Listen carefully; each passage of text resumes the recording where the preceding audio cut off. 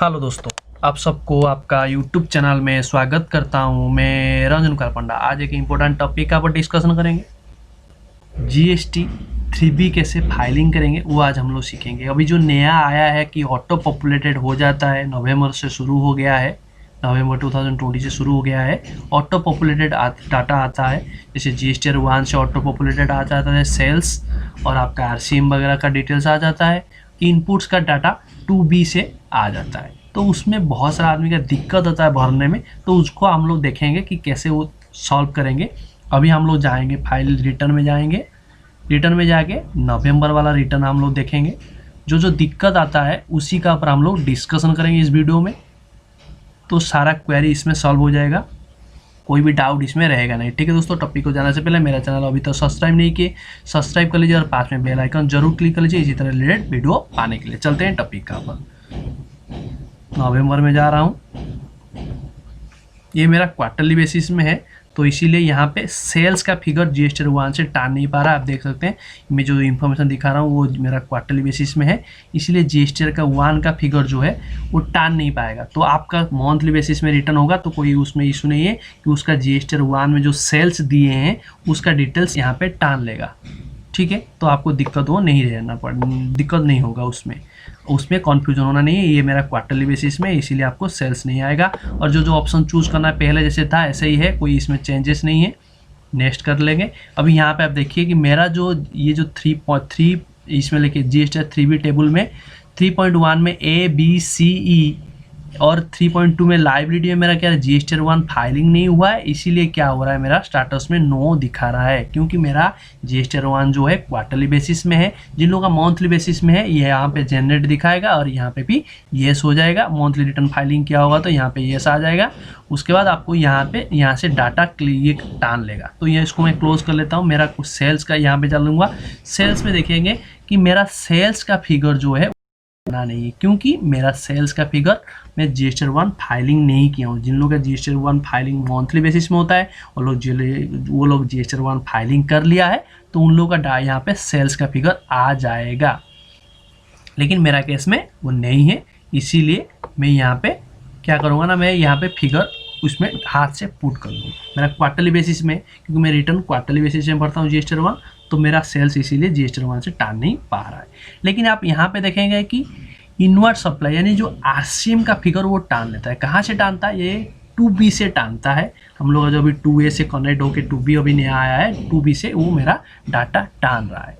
इसमें बहुत सारा आदमी का दिक्कत क्या हो रहा है कि मेरा तो यहाँ पे इतना दिखा रहा है, बहुत सारा आदमी का क्या होता है कि 2B में जैसे ऑन रजिस्टर पार्टी का आरसीएम है तो मेरा उसमें 2A वो रिटर्न तो फाइलिंग नहीं किया होगा, तो मेरा 2AB में हिट नहीं होगा वो बिल, तो उसमें क्या होगा ना, मेरा इसमें शो नहीं कर रहा। तो मेरा ज़्यादा पेमेंट करना था, ज़्यादा लाइबिलिटी आ रहा था आरसीएम में, बट यहाँ पे सिस्टम के वजह से कम आ रहा है। तो आप गलती मत करिए कि जितना सिस्टम में आ रहा है उसको मत लीजिए, आपको जो एक्चुअल फिगर है, जो एक्चुअल है उतना यहाँ पे दीजिए। मान लीजिए फॉर एग्जाम्पल मेरा यहाँ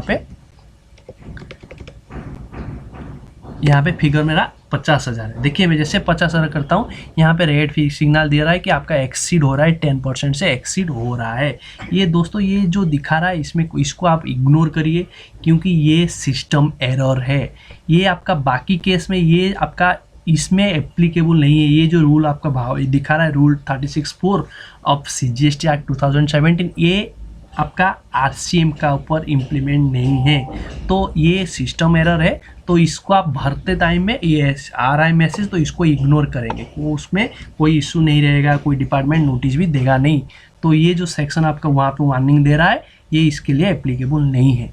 जो एग्जैक्ट है, एक्चुअल जो है वो फिगर आपको लीजिए। जो 2B से टान रहा है वो एक्चुअल है तो ठीक है, नहीं है एक्चुअल तो आप उस फिगर को चेंज कर सकते हैं। ठीक है, ये चीज़ को आपका बहुत सारा आदमी का डाउट रहता था, तो इसको मैं दिखा देता हूँ। जीएसटी डिपार्टमेंट ने इसका क्लैरिफिकेशन दे दिया है। इग्नोर करने के लिए दिया है, किसको इग्नोर करने के लिए दिया है, यहाँ पे देखिए आपका कौन सा पार्ट है, ये 3 का है। देखिए ऊपर मैं आपको दिखाता हूँ, ये क्या है 3.1 का ये क्या है 3.1 का D है। ठीक है, यहाँ पे आपको दिखा रहा है। देखिए यहाँ पे इग्नोर करिए कौन सा, liability for inward supply attract reverse charge in table 3.1D, ये भी था ना 3.1D, 3.1D को आप इग्नोर करिए जो ऑटो पॉपुलेट आ रहा है, क्योंकि यहाँ पे देखिए लिखा गया है कि ये सिस्टम एरर है, इसको और जल्दी ठीक किया जाएगा। यहाँ पे देखिए ये जो ऑटो पॉपुलेटेड आ रहा है वैल्यू 10% 3.1D में, which is pertaining to inward supply attract to reverse charge. ये क्या है ना, एरर दिखा रहा है, जो सिस्टम दिखा रहा है कि 10% एक्सीड हो रहा है, ये इसका सिस्टम एरर है। इसको टेक्निकल देखिए अलर्ट दिखा रहा है, टेक्निकल टीम वर्किंग, जल्दी इसको रिसॉल्व कर दिया जाएगा। तो इसलिए इसको आप कम्प्लीटली इग्नोर करेंगे, वो मैसेज को इग्नोर करेंगे। यहाँ पे प्रॉपरली जीएसटी डिपार्टमेंट ने इसको लिख दिया है कि इग्नोर करने के लिए ये चीज़ को, तो इसमें कोई कन्फ्यूजन नहीं रहना चाहिए, ठीक है।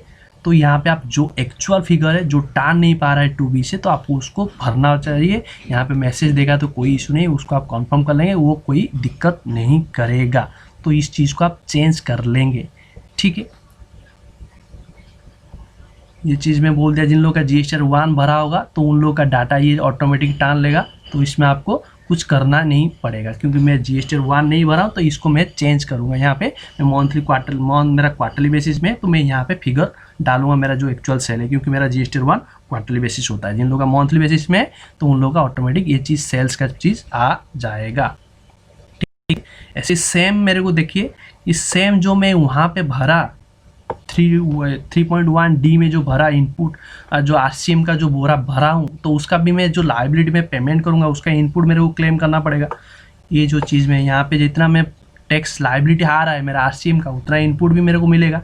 तो इनपुट के बारे में भी ये चीज़ सेम है कि यहाँ पे मैं दिखा रहा हूँ आपको 4 में एलिजिबल ITC में जाएंगे। एलिजिबल ITC में जाने के बाद आपको क्या है ना, यहाँ पे आपको उतना ITC आपको क्लेम कर लेना चाहिए कि ये जो आपको यहाँ पे जो अलर्ट सिस्टम अलर्ट दिखाएगा 10% वाला सिस्टम अलर्ट सिर्फ इसी के लिए ही है, ऑल अदर ITC के लिए ही ये सेक्शन एप्लीकेबल है जो आपका सिस्टम एरर दिखा रहा है। मान लीजिए मैं यहाँ पे कुछ चेंजेस कर रहा हूँ, देखिए यहाँ पे कुछ चेंजेस कर रहा हूँ, कुछ फिगर दे रहा हूँ,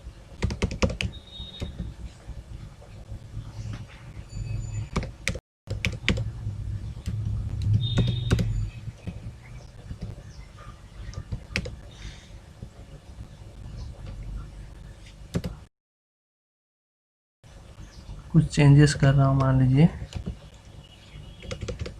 देखिए यहाँ पे सिस्टम एरर दिखा रहा है ना, ये जो सेक्शन जो है ये आपका इनपुट्स इसके लिए नहीं है। जितना आपका लाइबिलिटी एराइज हो रहा है, लाइबिलिटी तो आप उतना पेमेंट कर रहे हैं, उतना आपका इनपुट्स भी क्लेम करेंगे उसी महीना में। तो ये आपका इसके लिए एप्लीकेबल नहीं है। ये जो सेक्शन जो है rule 36(4) of the CGST rule 2017 में, ये सिर्फ इसी के लिए है, ऑल अदर ITC के लिए ही है। तो इसको भरने के टाइम में आप देखेंगे कि 10% से एक्सीड होना नहीं चाहिए। लेकिन बाकी इस टाइम में आपको जो इनपुट आप क्लेम करना है तो उतना ही क्लेम करेंगे जितना आप लाइबिलिटी पेमेंट किए हैं। ये यहाँ पे जो जितना भरे हैं, यहाँ पे जितना भरेंगे, अभी मैं जो समझाया था 3.1D में जितना भरेंगे उतना ही आपको इनपुट क्लेम करेंगे। और वो जो ऑटो पॉपुलेटेड आ रहा है, आपको सिस्टम दिखा रहा है कि ये एरर हो रहा है, 10% से एक्सीड हो रहा है, ये आपका उसके लिए एप्लीकेबल नहीं है, डिपार्टमेंट ने क्लियरली कर दिया है, ठीक है। उसके साथ आपको इनपुट्स का जो चीज़ बता रहा हूँ, एक इसको भी थोड़ा बता देता हूँ, आपको सारा इसका ऊपर इंफॉर्मेशन मिल जाएगा। जो लोग रिटर्न फाइलिंग करते हैं इस वीडियो को देखेंगे तो इसमें सारा डाउट उन लोगों का क्लियर हो जाएगा, ठीक है। मैं जल्दी इसका ऊपर और एक वीडियो दूंगा। जो लोग पहली बार जो लोग रिटर्न भर रहे हैं 3B, उन लोग के लिए वीडियो दूंगा, तो वो कैसे करेंगे वो वीडियो को देखेंगे तो सारा डाउट क्लियर हो जाएगा। मेरा चैनल सब्सक्राइब किए होंगे, बेल आइकन जो आप क्लिक किए होंगे तो नोटिफिकेशन आ जाएगा। ये जो वीडियो दे रहा हूँ, जो लोग कंटिन्यू बेसिस में रिटर्न फाइलिंग कर रहे हैं लेकिन इस बार नया रिटर्न का फॉर्मेट चेंजेस हुआ है तो दिक्कत आ रहा है, उन लोग के लिए दे रहा हूँ, ठीक है।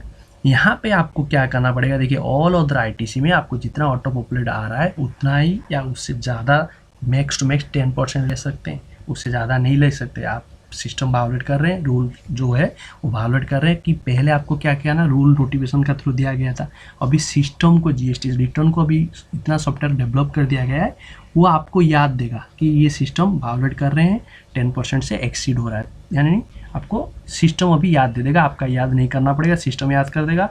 यानी 3B आपका 3B भरते टाइम में इस फिगर जो आ रहा है ऑटो पॉपुलेटेड, उतना ही आपको ITC क्लेम कर सकते हैं। या जो पॉपुलेट नहीं आ रहा है 2B में आपका लेकिन इनपुट्स है, उसका 10% ले सकते हैं, उससे ज़्यादा नहीं ले सकते हैं, ठीक है, ठीक है दोस्तों, इस वीडियो अच्छा लगा जरूर लाइक करिए, कमेंट करिए, ज़्यादा शेयर करिए। आज के लिए इतना ही, फिर मिलेंगे नया टॉपिक के साथ, तब तक के लिए जय हिंद, जय भारत, बाय बाय।